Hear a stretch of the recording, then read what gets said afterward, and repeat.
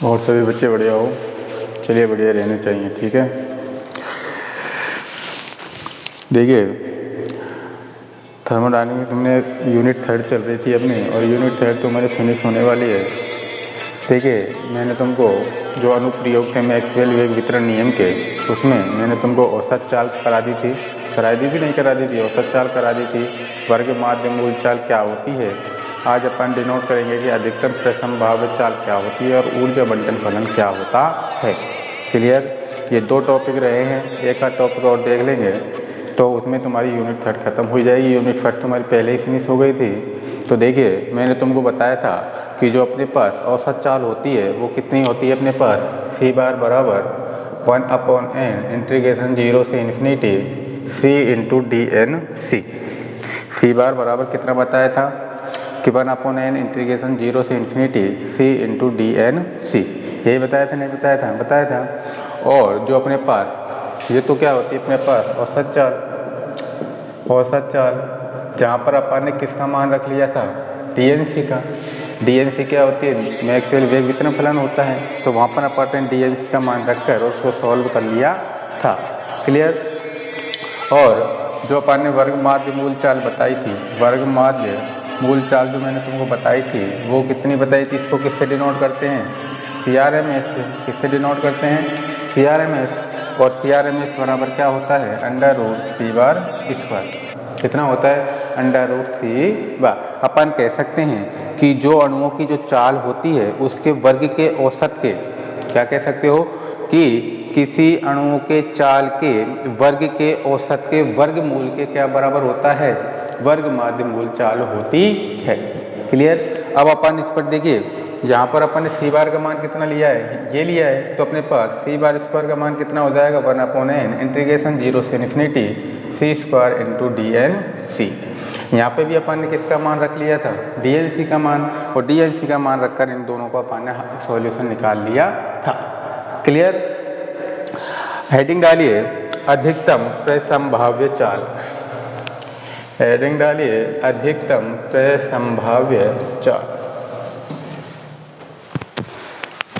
अधिकतम प्रसंभाव्य चाल। हेडिंग डाल दीजिए अधिकतम प्रसंभाव्य चाल। अधिकतम प्रसंभाव्य चाल।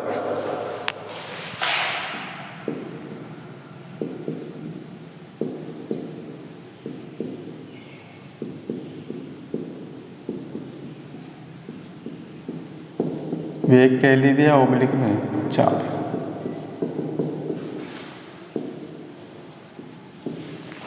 देखिए अधिकतम प्रसंभाव्य वेग और तथा चाल क्या होती है कि किसी भी ताप पर गैस के जो जिस वेग के अणु क्या करते हैं, गति करते हैं। क्या करते हैं कि जो अपने पास जो अणु हैं वो कितने वेग से क्या कर रहे हैं, गति कर रहे हैं, वो उसकी क्या कहलाती है, अधिकतम प्रसंभाव्य चाल कहलाती है। अर्थात कि जो भी अपने पास अणु हैं उनका जो गति है, अणुओं की जो गति है वो किस वेग से गति कर रहे हैं, वो अधिकतम वेग से जब गति करेंगे तो उसी चाल को अपन क्या कहेंगे, अधिकतम वेग या चाल कहते हैं। क्लियर। तो इस पर लिखिए किसी ताप पर, लिखिए इस पे किसी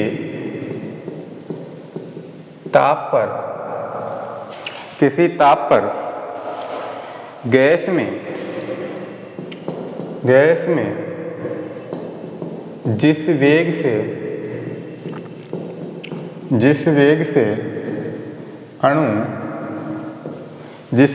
अणु, या ऐसे लिख लीजिए जिस वेग के अणुओं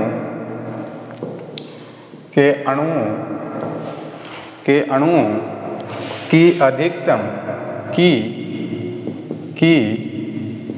संख्या अधिकतम,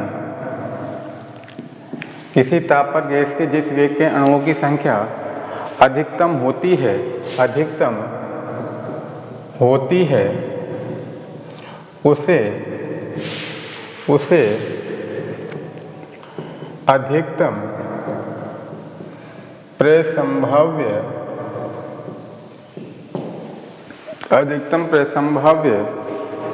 वेग कहा जाता है।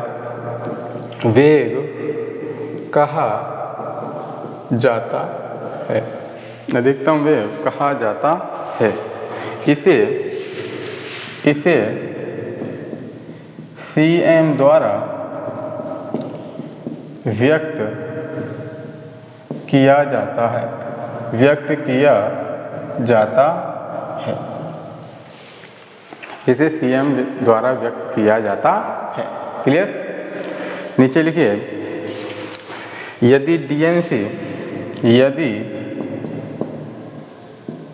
DNC बटे DC, यदि DNC बटे DC व C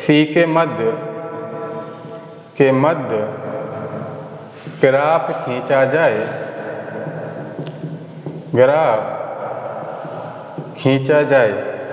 C के मध्य ग्राफ खींचा जाए, तो ग्राफ से स्पष्ट होता है कि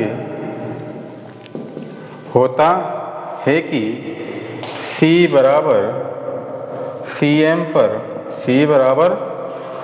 पर D/DC और DNC/DC बराबर क्या होगा? 0 होना चाहिए,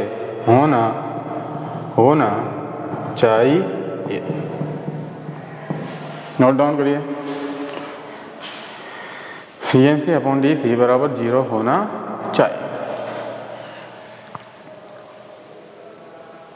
यदि DNC/DC पे C के मध्य ग्राफ खींचा जाए तो ग्राफ से स्पष्ट होता है कि जो C होगा, जो अधिकतम परिणाम वो होगा, तो किसके बराबर होगा? C बराबर CM, और C बराबर जब CM है तो C का मान कितना होता है? D/DC, और CM का मान कितना होता है? DNC/DC। ये किसके बराबर होना चाहिए? 0 के बराबर होना चाहिए।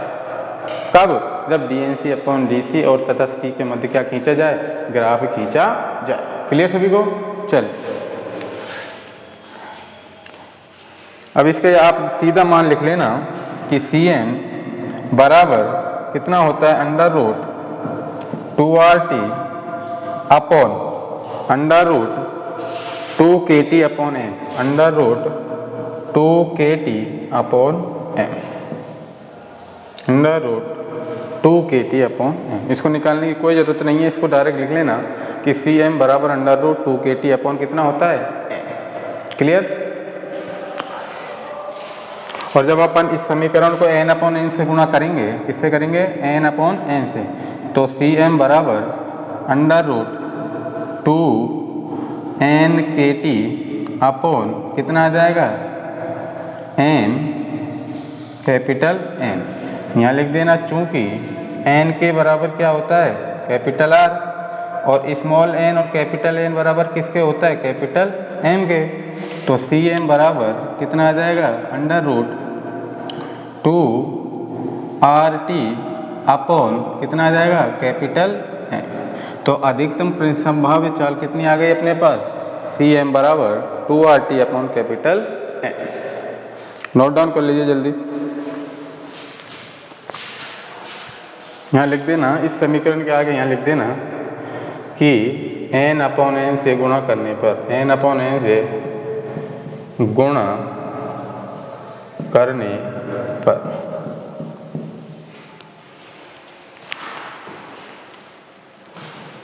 नोट डाउन कर लीजिए जल्दी।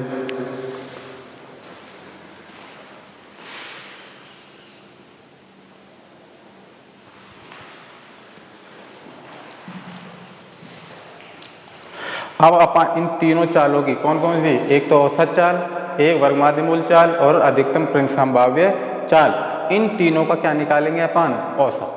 क्या निकालेंगे? औसत। एक तो किसका मान?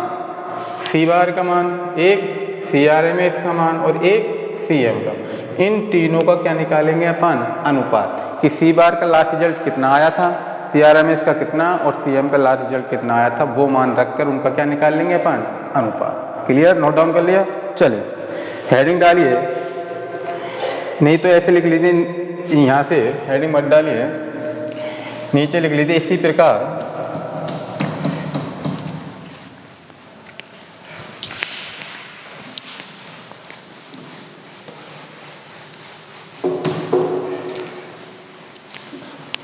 नीचे लिखिए इसी प्रकार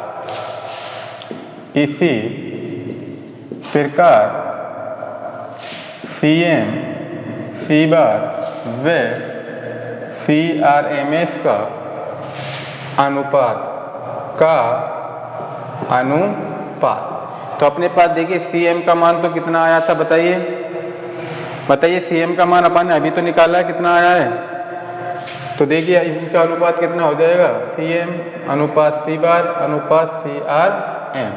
CM का मान कितना निकाला है, √2RT अपॉन कैपिटल M अनुपात, और C बार का मान अपने पास कितना आया था बताइए, लास्ट कितना आया था, या अपन इसको n अपॉन n से गुना के लास्ट रिजल्ट से ऊपर का जो आया था उसको लिख लेते हैं, √ कितना आया था 2KT अपॉन स्मॉल m, और इसका कितना आया था √8KT अपॉन कितना आया था C बार का मान बताइए, √KT अपॉन पाई m अनुपात √ और CRMS का मान कितना आया था 8KT अपॉन स्मॉल m।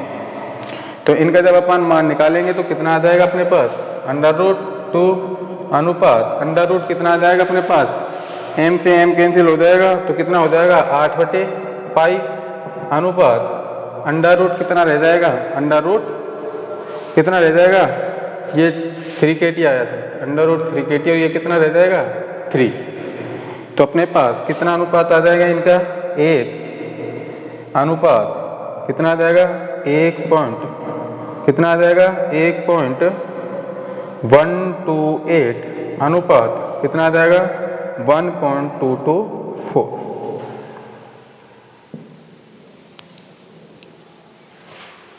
तो अपने पास अनुपात कितना आ गया इनका, ये कैसे कि CM अनुपात C बार अनुपात CRMS, तो C में M का मान कितना आया था, √2KT अपॉन M अनुपात √2KT अपॉन पाई M, किससे पहले लिया है, इनका अनुपात किससे पहले लिया है, जो अपन ने जो अपने पास CM का मान आया था, और जब CM का मान को अपन ने किससे गुणा किया था, n अपॉन n से, लेकिन जो n अपॉन n से जो पहले का आया था उससे अपन क्या निकालेंगे, इसका अनुपात। तो इसका मान कितना आया था 2KT अपॉन m, इसका 8KT अपॉन पाई m, और इसका कितना आया था 3KT अपॉन m।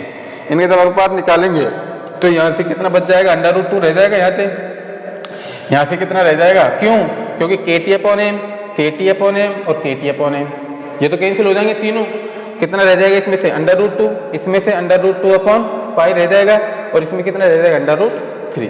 क्लियर, √2 का कितना होता है 1.224, √3 का कितना होता है 1.732, और इसका कितना होता है 1.128। क्लियर सभी को, चले तो नीचे लिखिए इन तीनों चालों को, नीचे लिखिए इन तीनों चालों को निम्न चित्र द्वारा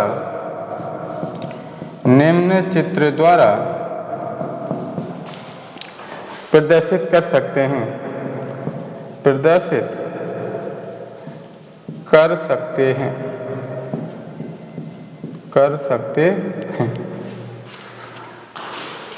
ग्राफ बना लीजिए।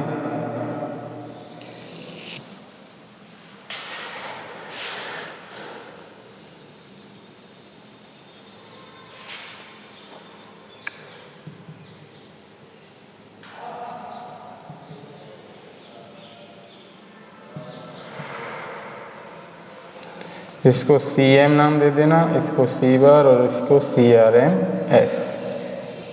ये C होता है और ये अपने पास क्या होता है DNC अपॉन DC। बना लीजिए।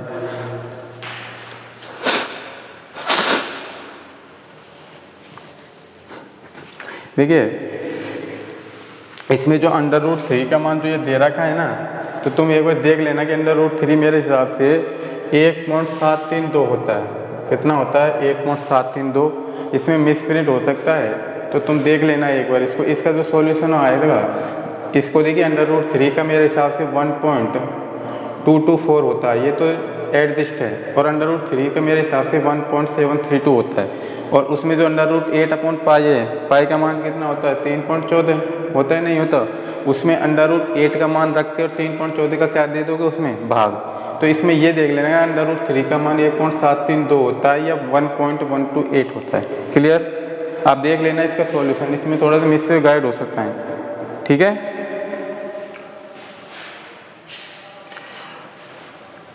उतार लिया सभी ने? चलिए हेडिंग डालिए ऊर्जा बंटन फलन, ऊर्जा बंटन फलन।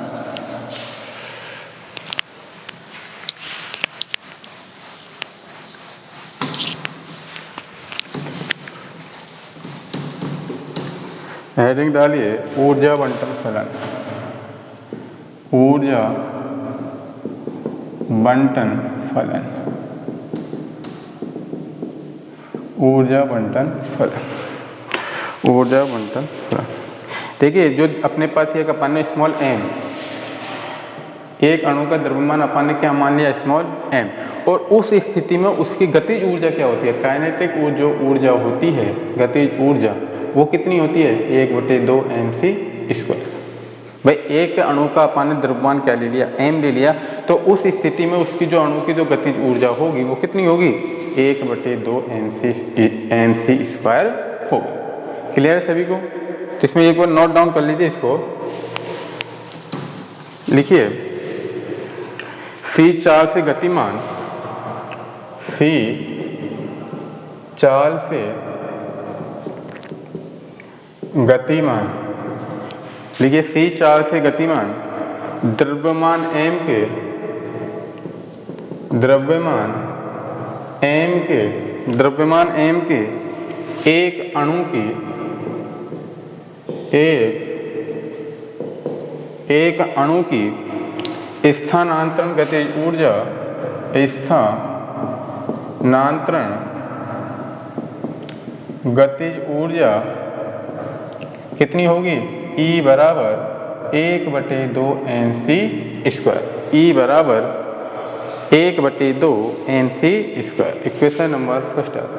नीचे लिखिए मैक्सवेल बंटन फलन में, मैक्सवेल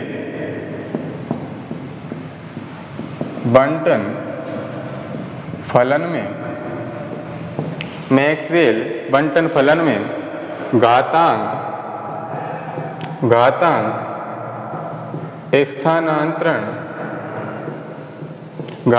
स्थानांतरण ऊर्जा तथा राशि कितनी आई है अपनी? kT, राशि kT का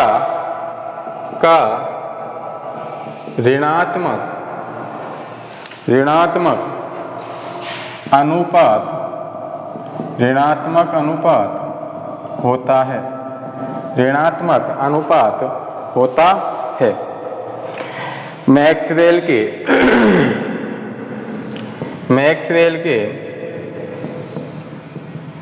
प्रारंभिक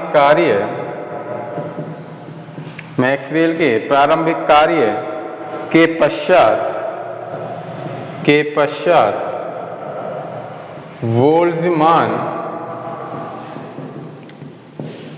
बोल्ट्जमान द्वारा प्रस्तुत व्यापीकरण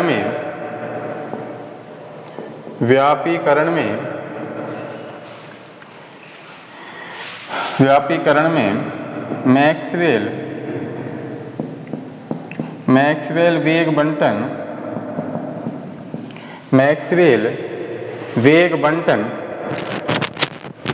या मैक्सवेल बंटन फलन, जो मैक्सवेल बंटन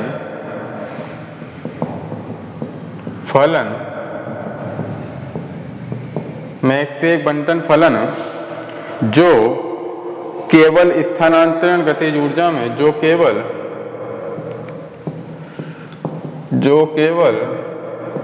स्थानांतरण गतिज ऊर्जा में, केवल स्थानांतरण गतिज ऊर्जा में या गतिज ऊर्जा से संबंध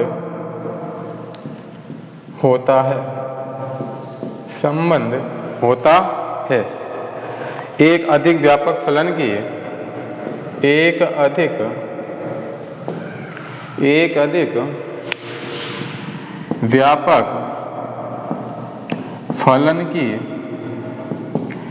व्यापक फलन की विशेष अवस्था है।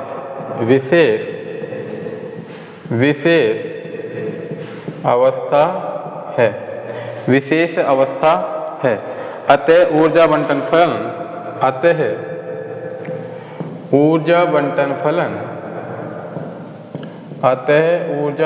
फलन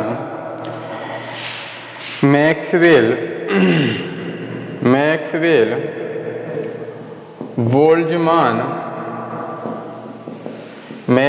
बोल्ट्जमान फलन कहलाता है। नीचे लिखिए वे अणु, पैराग्राफ चेंज करके वे अणु लिखिए वे अणु जिसकी स्थानांतरण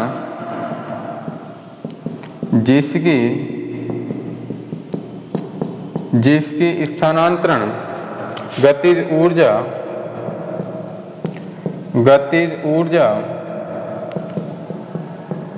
ऊर्जा किसी परास E तथा E प्लस DE के मध्य है। इनकी संख्या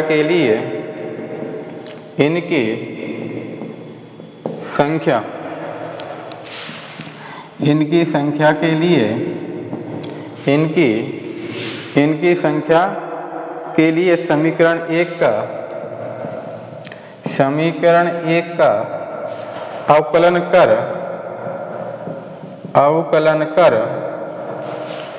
C व DC का मान ऊर्जा E के रूप में लिखते हैं। नोट डाउन कर लीजिए, समझा दूंगा।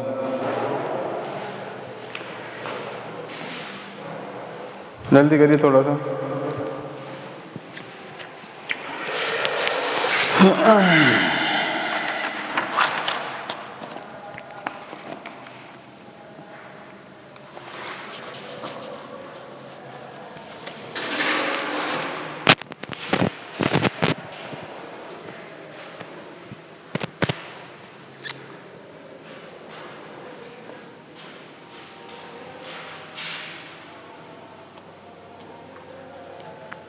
क्या कह रहा है कि जो अपने पास C चाल से जो गतिमान द्रव्यमान m के एक अणु की जो स्थानांतरण गतिज ऊर्जा होती है वो कितनी होती है? E बराबर 1/2mc² होती है। लेकिन जो मैक्सवेल बेंटन फलन में जो घातांक स्थानांतरण ऊर्जा है और राशि अपने पास कितनी आई है? सभी में kT आई है।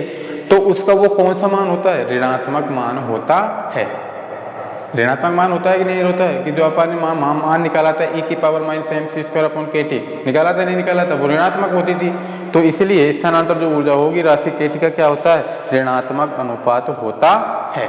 लेकिन जब मैक्सवेल के जो प्रारंभिक कार्य के पश्चात जो वोल्ट जो मान ने जो अपना प्रस्तुतिकरण दिया था, जो व्यापीकरण दिया था, तो उसी विशेष फलन के द्वारा इसको अपन क्या बोल देते हैं? इस फलन को, ऊर्जा बंटन फलन को क्या बोल देते हैं? मैक्सवेल बोल्ट्जमान फलन बोल देते हैं। इसके पश्चात जो समीकरण 1 है, जो अपने पास जो स्थानांतरण गतिज ऊर्जा आई थी, उसका अपन क्या कर लेते हैं? अवकलन कर लेते हैं। और अवकलन करने के पश्चात D और DC का मान अपन किसके रूप में लिख देते हैं? ऊर्जा E के रूप में लिख देते हैं। क्लियर है सभी को? चलिए तो इसमें लिखिए तो उस वक्त जब अपन अवकलन करेंगे तो DE बराबर कितना आ जाएगा? बताइए? MC DC। चूंकि यहाँ लिख लेना, चूंकि C बराबर क्या होता है अपने पास? 2E/m की पावर कितनी होती है? 1/2। और यहाँ से MC बराबर का मान कितना आ जाएगा? 2ME की पावर 1/2। तो नीचे लिख देना अतः DC बराबर क्या होता है? DE/MC। बराबर कितना हो जाएगा, DE अपॉन 2me की पावर 1/2। ये सभी कैपिटल M है, MC DC।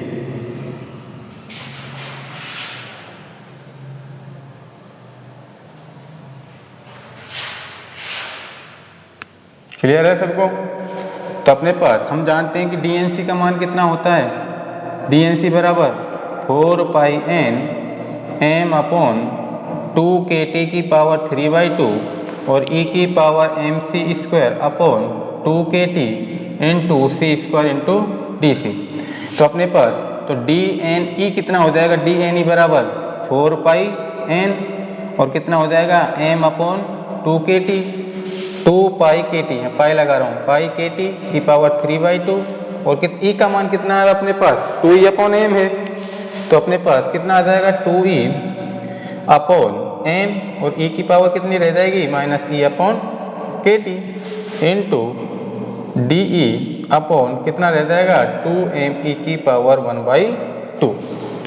तो अपने पास DNE बराबर कितना आ जाएगा, 2n अपॉन पाई की पावर 1/2 और 1 अपॉन KT की पावर 3/2, e की पावर 1/2 और e की power minus e upon KT into DE। Clear?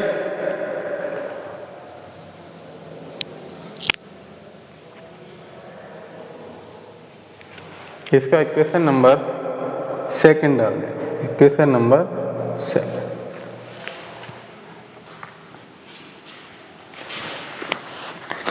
नीचे लिख देना यहाँ पे कि समीकरण 2 ऊर्जाओं के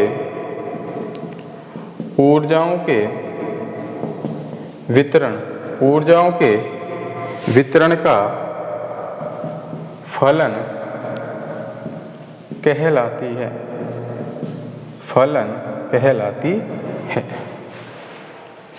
नोट डाउन कर लीजिए।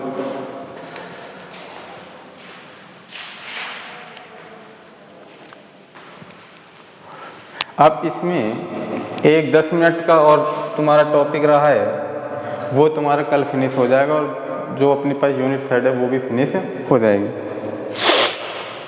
क्योंकि वो टॉपिक इसमें पूरा नहीं होगा 10 मिनट में। क्लियर? तो तुमको जो अगली जो अपने पास वीडियो होगी उसमें यूनिट 4 और जो ये इसका बच्चा कुछ है उसमें वो चालू करवा देंगे अगली वीडियो में, ठीक है?